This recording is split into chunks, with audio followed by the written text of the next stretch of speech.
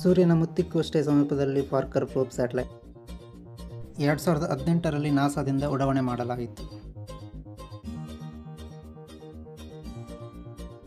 26 December 2024ರಲ್ಲಿ ಸೂರ್ಯನ ಅತ್ಯಂತ ಸಮೀಪದ ಕಕ್ಷೆಯಾದ ಓವಲ್ ಶೇಪ್ ಇರುವಂಥ ಆಪ್ಟಿಮಲ್ ಆರ್ಬಿಟನ್ನು ಯಶಸ್ವಿಯಾಗಿ ಸೇರ್ಪಡೆಗೊಂಡಿದೆ.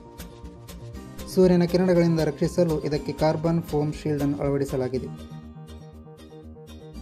ಶುಕ್ರ ಗ್ರಹವನ್ನು 7 ಬಾರಿ ಅತ್ಯಂತ ಸಮೀಪದಿಂದ ಸುತ್ತುವುದರ ಮೂಲಕ ಅಲ್ಲಿಯ ಗುರುತ್ವಾಕರ್ಷಣ ಬಲದಿಂದ ತಪ್ಪಿಸಿಕೊಂಡು ಸೀದಾ ಸೂರ್ಯನ ಕಕ್ಷೆಯನ್ನು ಸೇರಿಕೊಂಡಿತು.